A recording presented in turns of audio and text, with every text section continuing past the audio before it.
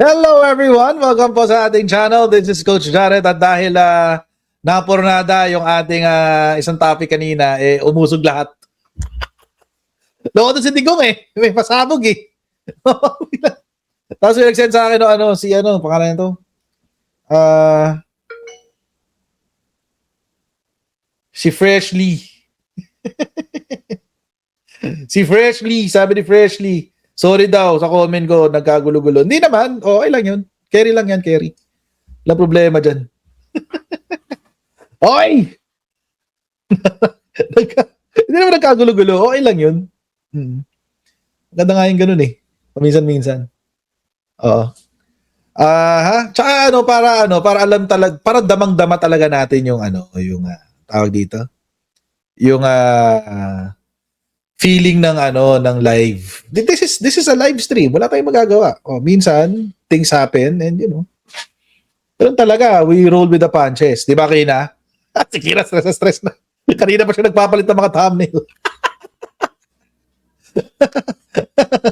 Anyway. Okay lang yan. Kaya-kaya mo yan, Kina. Kaya nga nandyan Anyway. Okay. Right na tayo sa ating next topic, guys. Tatlo to, sunod-sunod. Okay? Kasi ayoko naman masayang ang effort ni Kina sa paggawa ng thumbnail. So tatatlohin natin to, sunod-sunod. Okay. Game. Okay, game. Unahin natin dito, mga kababayan. Kasi kanina lang naman to, natatawa lang ako kasi this is actually, I think this is a minor topic. Pero just for the heck of it, di ba? Kanina kasi may nakita akong post. I think pinost ko rin siya sa Facebook ko kasi ipinapakita kasi nito ang pagka-desperado ngayon ng mga DDS para mag-iba ng pag-uusapan, para ma-divert ang kwentuhan. Di ba? Para ma-divert ang kwentuhan from Sara Duterte papunta sa ibang mga bagay. Halimbawa, kanina si Mike Defensor, napag-usapan ng si Mike Defensor. At yung fake news niya na meron daw parang 208 million, parang gano'n. Nasuhol daw sa mga congressmen para bumoto ng yes sa impeachment. Oo. Kaso mukhang nakakalimutan niya na yung mga Pilipino gusto nang mangyari yung impeachment trial. Oo. Ngayon, mga kababayan, ito ang pinaka-weird. Kasi, bakit siya weird para sa akin? Kasi si Secretary Gadon, nananahimik. Wala pa nga siyang comment Isa lang, in fact, mga kababayan, isa pa lang ang kinoment niya. Isa pa lang ang kinoment niya tungkol sa impeachment. Tapos natawa ako kasi, siguro dahil dito, bigla siyang tinira ng mga DDS. Ito kasi yung sinabi ni Papa Sec, Larry Gadon. Yan yung kanyang sinabi. Sahin natin.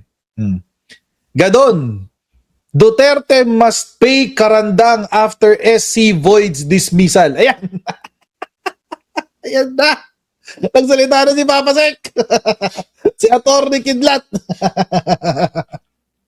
Okay, yan ang sabi. Dapat daw ang magbayad sa pagkakatanggal kay Karandang ay hindi ang sambayan ng Pilipino, kung hindi si Rodrigo Duterte. Kahapon to, sabi niya. Sabi ni Papa Sec, Larry Gadon said, former President Rodrigo Duterte should shoulder the payment of the back salaries of former Deputy Ombudsman Melchor Karandang, saying he was to blame for the illegal dismissal. Dapat ay si former President Duterte sa mga retirement benefits at sa lahat ng back pay, back salaries ni former Deputy Ombudsman Karandang, sapagkat siya ang may kagagawa ng illegal na pagkakatanggal nito. Oo. Tama naman. Bakit naman yan babayaran ng mga Pilipino out of the taxes that we are paying to the government na-deprive na nga tayo ng matapat, mahusay na serbisyo ni former Deputy Ombudsman Carandang, and still pagbabayarin pa tayo na sa mga kasalanan na ginawa ng iba. Ay, nako. Ay, this is what you call a tort. Oo, this is a tortuous act. Mm-mm. It's not a criminal, hindi siya criminal, it's mainly civil, pero ang tanong kasi dyan, well, sa akin it makes sense. Pero ang tanong, number one, maghahabla ba si Rodrigo Duterte? Si Carandang.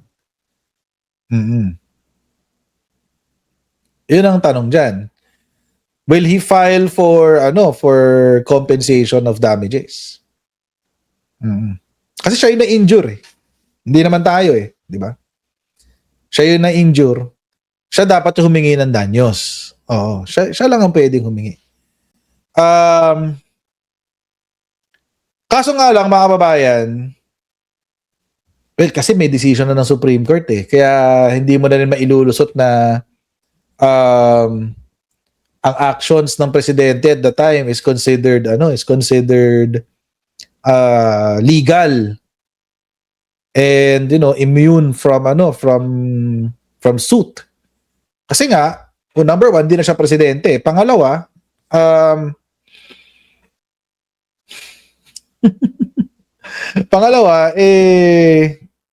dineclare ng Supreme Court na unconstitutional yung kanyang act. So, 'di ba? So may punto dito si Papa Sec Lariga doon. Pero ang tanong kasi diyan si Carandang ba ay maghahabla? Si Carandang ba ay maghahabla? Sa mga hindi pa po alam kung anong nangyari kay Carandang, ginawan ho natin to ng isang buong content nung isang araw. Si Carandang has been removed illegally, unconstitutionally by Rodrigo Duterte. Bakit? Long story short, iniimbestigahan kasi ni Carandang etong si Rodrigo Duterte sa kanyang ill-gotten wealth. At dahil iniimbestigahan, minanipulate sabi ng the Supreme Court ang sabi, yung actions daw ng Office of the President was not in line with the Constitution. Dahil wala raw kapangyarihan ang Office of the President sa Ombudsman. Wala raw siyang kapangyarihan. Oo.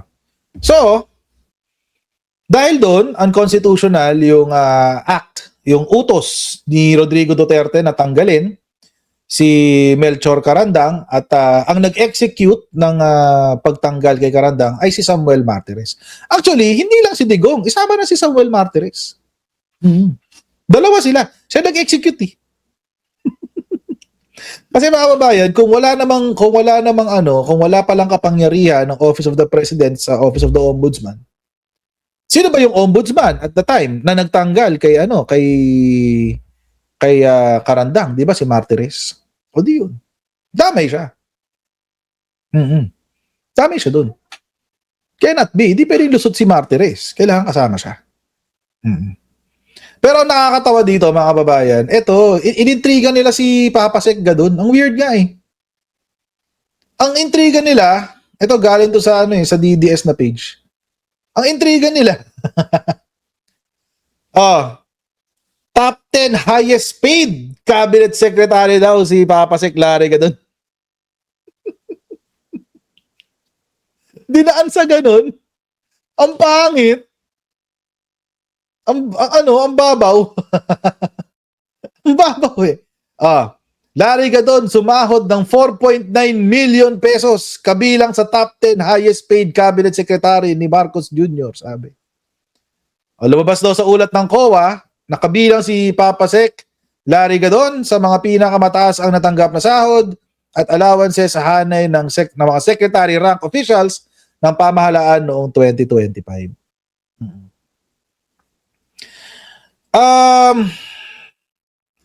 How do I say this? Ang maniniwala dito, tanga. Alam niyo kung bakit? Sinabi na nga dito nung nagbalitang DDS page, secretary rank.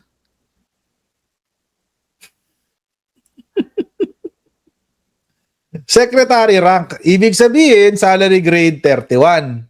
Mhm. Secretary rank. Okay. Noong una ko nga ito nakita, sabi ko, 4.5 million lang? 4.9 million lang? Yun lang talaga? Ang baba pala na sahod ng secretary. Ang baba pala na sinasahod ng secretary. Oo. Mas maraming trabaho, pero ang baba ng sinasahod. Oo. Diyos ko. Sa corporate, yung level ng secretary, siguro, mga mahina ang 500 to 600,000 naman. Mm-hmm. Sa corporate yun. Sa corporate, ha? Mm-hmm. Sa corporate yun. Magkano ba ang sinasahod? Ito yung sinasabi nila, highest paid. Ayan. Top 10, number 10, si Larry Gadon. Diba? Number 10. Okay. Number 1 sa Solidum, DOST. Siyempre maraming trabaho yan, DOST yan. Ano yan very specific yung ano dyan yung trabaho na yan. Scientist talaga dapat na nandyan but anyway, magkano ba, bago natin pag-usapan yan mga kababayan, pag-usapan muna natin, magkano ba dapat ang sinasahod ng secretary? Magkano ba dapat? Saan na yan? Ito ang salary grade, guys, according to the DBM, Department of Budget and Management.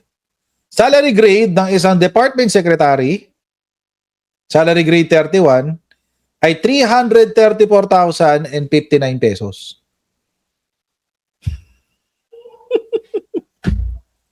Let's do the math. Let's do the math, guys. Let's do the math. Let's do the math. Okay. Basic lang yan, wala pa yung ibang benefits. Wala pa yung allowances, etc. What have you, di ba? Okay. So, ito na yata yung pinakamataas Kasi parang 200 something to 300 something.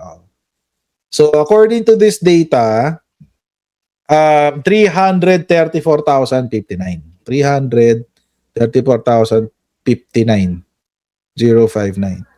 Times 12.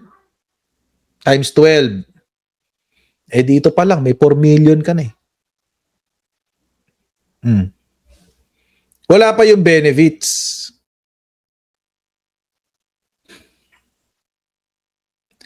Siyempre may benefits pa yan. Allowances, etc. etc. So, ang lalabas sa 4.95 million divided by 12, 412,000. Malayo o malapit? Diba? Sabi ni Ruben Esperanza, mas malaki pa rin sahod niyo sa YouTube. Hindi ako sumasahod sa YouTube. Kumikita ako kay YouTube. Ayoko siyang tawaging sahod kasi hindi naman ako empleyado ni YouTube I'm my own business person. Anyway, so yun. I will not confirm nor deny your comment. I will not confirm or deny your comment. Anyway, revenue lang, Chris Angel, correct. Revenue lang. Hindi ako sumasahod kay YouTube. Nagre-revenue ako kay YouTube. Going back. Eto na nga. Malayo o malapit? Malapit lang, di ba? Sa 334,000. Oo. Malapit lang. Walang masama dun. Walang, mga babayan, sweldo nga ng presidente, 451,000 Diba? 451,000, Presidente ng Pilipinas. Alam nyo, ewan ko lang. Pero, alam nyo kasi mga kababayan, dapat, para sa akin lang dapat amyendahan na yung batas dyan, tungkol dyan. Dapat hindi na siya, dapat hindi na siya hard number. Dapat percentage na lang siya. Oo, percentage. Kasi, una, ang laki-laki ng trabaho ng presidente. Ang sweldo ng mga nasa corporate na CEO level, mahina ang 1.5 to 2 million per month. Mahina yon. CEO level. Imagine niyo mga kababayan, ang presidente ng Pilipinas ay ang CEO ng buong Pilipinas. Tapos ay ipapasahod mo 451,000. Hindi commensurate, di ba? Problema mo yung buong Pilipinas pero ang sahod ganyan kaliit. Talo pa sila ng direktor ng isang korporasyon. Director level sa isang sa corporate is around 500 pataas eh. Director level. Di ba? So hindi ka magtataka mga kababayan kung bakit kurakot ang mga politiko. Daig pa ni Jay Sonsa, sabi ni Ate Vichy. Correct. Daig pa nga ni Jay Sonsa. Hindi ka magtataka kung ba't kurakot ang mga politiko. Presidente ka ng Pilipinas, tapos sa sahod mo 451,000? Di ba? Ang labo. Ang pangit eh. Ang pangit. So, ewan ko lang, parang hindi kasi commensurate. Hindi kasi commensurate. So, kung ako tatanungin, they should find a way to give a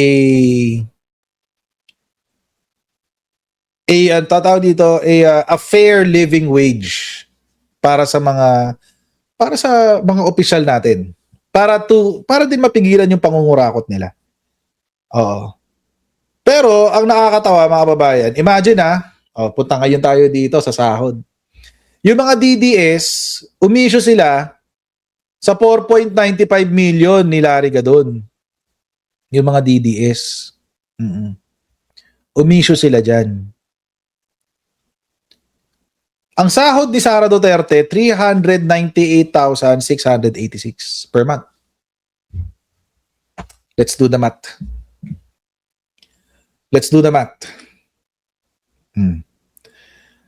398,686 per month.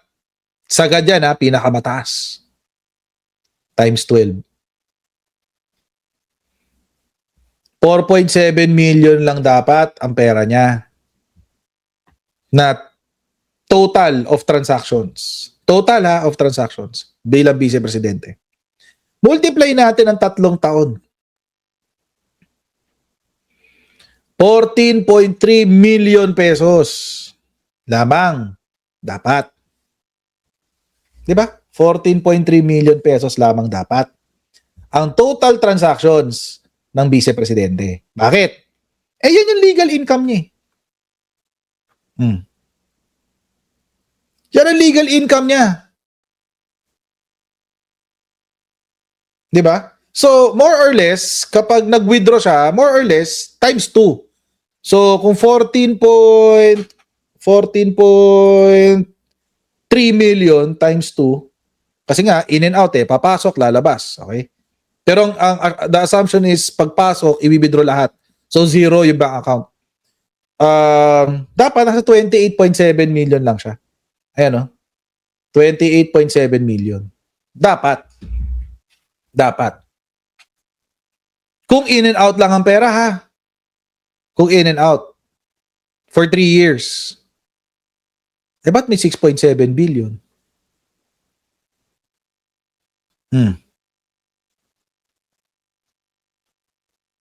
Di ba? Yan yung pinag-usapan natin kanina di ba? Wait, ilalagay ko nga. Saan ba yan? Dito. Yan yung pinag-usapan natin kanina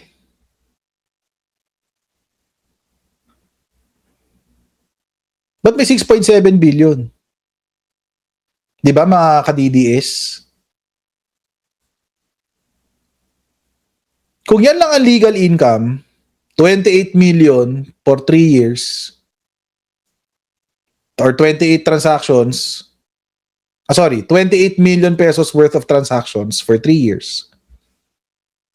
Ba't umabot ka ng 6.7 billion? Sabi ni Doc Sam, may glitch may glitch. Di ba? Kasi ito yung legal income mo 3 398,686. Multiply mo sa 12, so that's 1 year, and then you multiply it by 3 years. Nasa 14 million ka lang. Sa 3 taon. Tapos, times 2 mo. Kasi in and out eh. Pumasok yung pera, lalabas yung pera. Para zero balance. Times 2. O di dapat nasa 28 million ka lang. Di ba? Make sense? So, ibig sabihin, mga babayan, si Sara Duterte ay merong 6.7 billion pesos na hindi maipaliwanag na transaksyon. Na ang sabi ng mga abogado ni Man Scarpio ay dahil daw sa glitch. Na ang covered ng glitch ay 13 transactions lang out of 600. Tapos sasabihin nila kasalanan ng BPI. Stupid.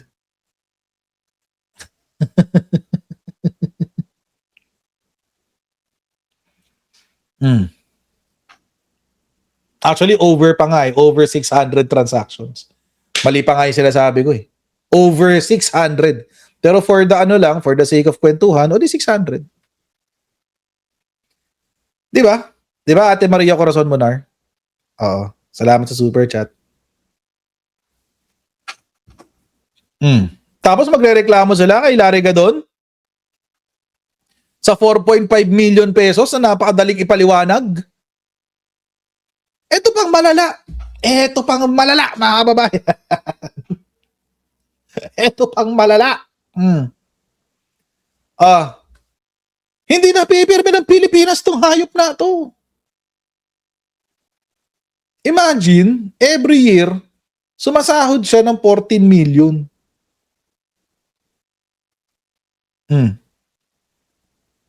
Every year. 14 million ba? Hindi, 14 million yun eh. Balik tayo sa history.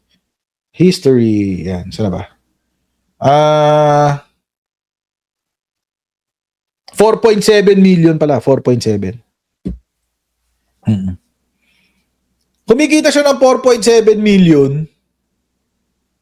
Tapos, hindi nagtatrabaho. Alam niyo mga kababayan, pag meron ako empleyado na ganyan, yung tambay lang, mas madalas pa siya sa pantry kaysa sa magtrabaho, hindi tatagal yan. Si Santi agad yan.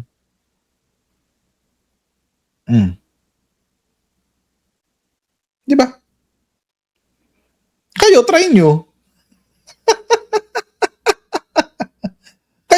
Try nyo magpuro bakasyon. Gurado, wala na kayong trabaho after 1 week. Ito pang pinakamalala, mga kababayan. Diyos ko, nung nakita ko ito kanina, habang ginagawa ko itong content na ito, naiirita ako kay Sara lalo eh. Ito pang pinakamalala. Noong 2025, gumasto siya ng 34.4 million sa biyahe niya.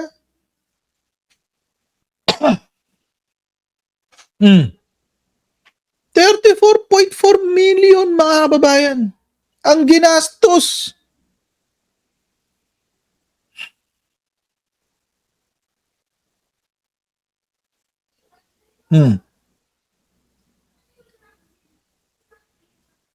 Mas malaki pa yung ginastos niya kesa sa sinasahod niya.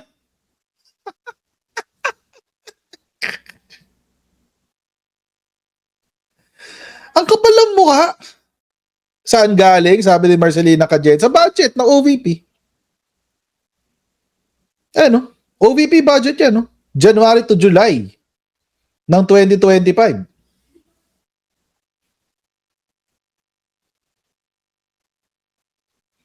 COA yan.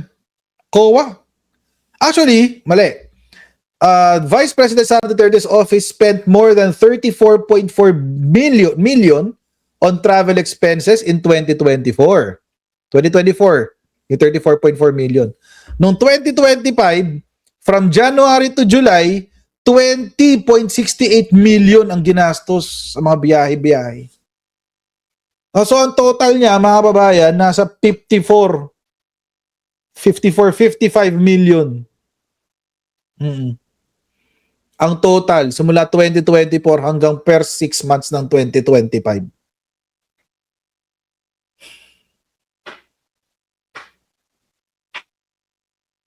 Tapos ito yung sinasabi ng mga DDS na masipag, dapat gawing presidente, ay tanga.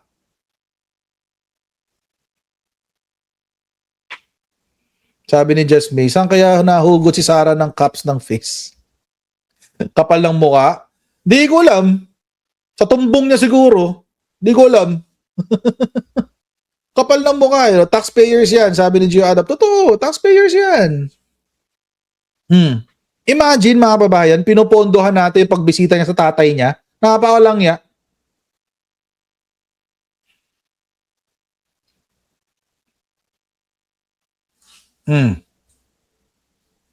Di ba? The 2024 audit report uploaded on the core website, OVP incurred 28.7 million in local travel expenses, 5.7 million in foreign travel, 34 million in total.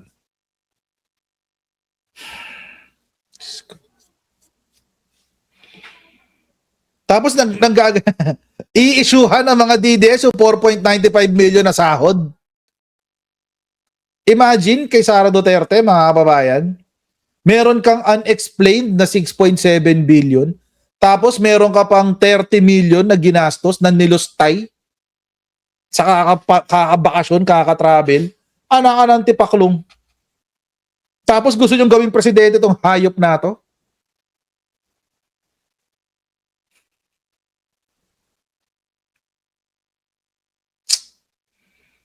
Tigas ng mukha, guys. Tigas. Adobe, men. Adobe talaga. Adobes. Adobe, men. Legit. No joke. No joke talaga. No joke.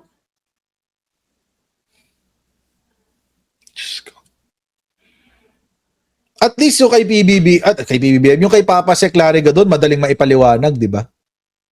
Legal income. Pasok sa COA. Eh yung kay Sara. Sige nga, paliwanag nyo paano siya nagkaroon 6.7 billion. Huwag nyo sasabihin glitch. Dahil alam natin na bullshit yung glitch na yan.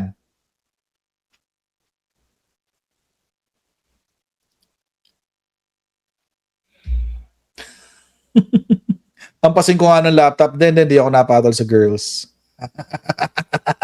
Kaya ano na lang, sino ba pwede pong pumapa sa kanya ng laptop? Na vlogger na babae.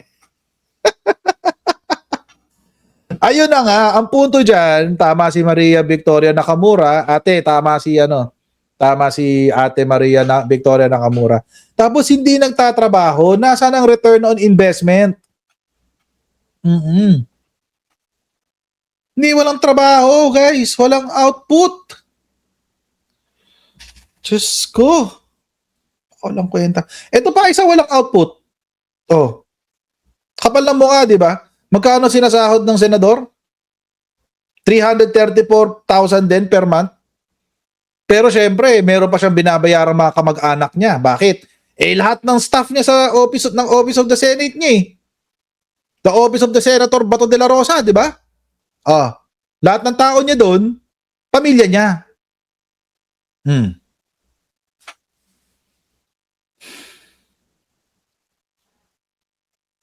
So hindi lang to 334,000, may dagdag pa yan. Kasi yung, if I'm not mistaken, yung asawa at anak niya, tsaka yung mga asawa ng mga anak niya, staff sa kanyang opisina.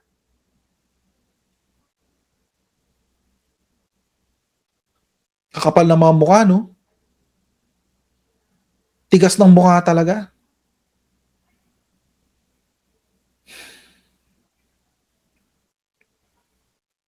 Ang yabang pa. Ang yabang pa, guys. Oo. Meron pang Uy. Panera ito Na-distract ako bigla. Panerai ba to? Parang panerai ito eh.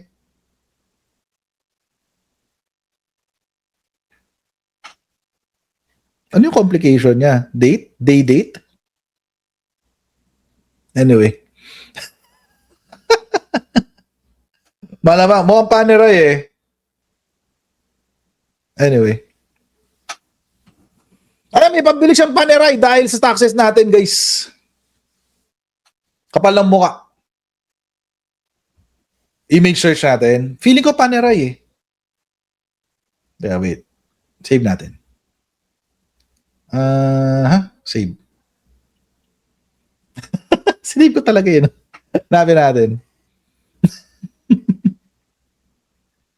Hanapin natin yung yung kanyang image search.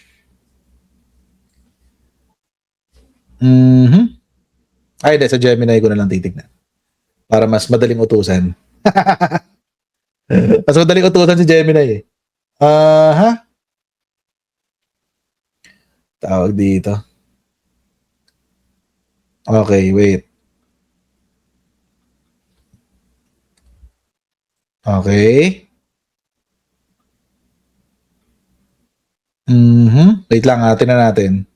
Kasi alam nyo, mga kababayan, again, ulitin ko walang issue sa akin kung mahal ang relo nila o hindi. Ang akin lang, in the case of Bato de la Rosa, magtrabaho ka, paghirapan mo yan. Kasi, tulad ko ngayon, may bago akong target na relo. Pinag-iipunan ko talaga siya, guys. Hindi ako kumakain, joke. Pinag-iipunan ko siya, malamang mabili ko yun next year pa. Medyo mahal kasi yung gusto kong biling relo. Pero pag-iipunan ko, paghihirapan ko yun. Pero yung mga katulad ni Bato de la Rosa, na, Diyos ko.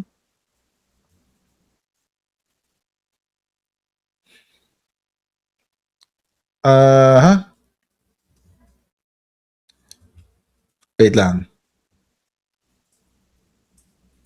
Tingnan natin. Curious ako eh. Feeling ko paneray eh. Diba? Magtrabaho ka ng ayos. Wala problema magkaroon ng mamahaling gamit. Pero wag mong kunin sa taong bayan. Wag mong nakawin yan sa taong bayan. Paghirapan mo. Diyos ko, dapat nga tinatanggal na to si Bato eh. No joke. Dapat talaga tinatanggal na siya. Totoo lang. Imagine 31 out of 58 days, guys.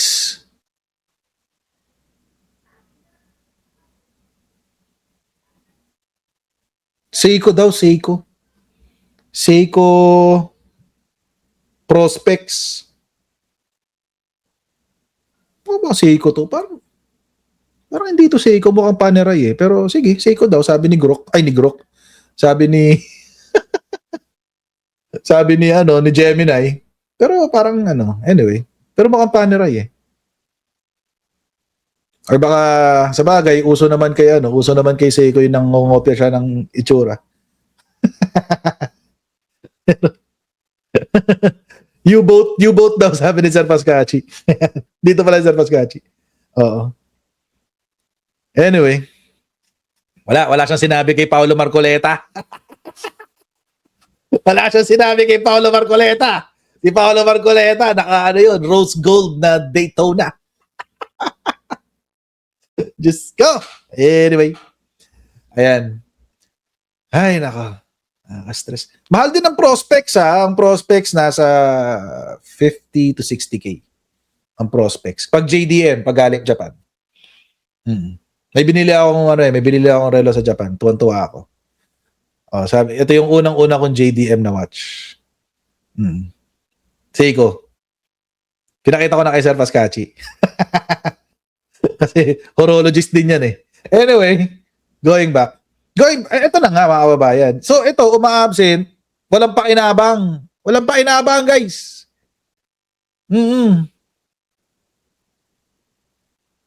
Di ba? Walang pakinabang. Tapos nagrereklamo sila dito sa 4.95 million ni Papa Seclarica doon. Ewan ko sa inyo. Ginawan nyo ng issue. Palibasa kasi nga, mga babayan, sinabihan ni Papa Seclarica doon, etong si Digong, na dapat siya yung nagbabayad nung kay pangalan niya? Nung kay Karandang. Anyway. Ayan, nag-comment na sa akin si Tochito. Nag-message na, U-boat daw, U-boat.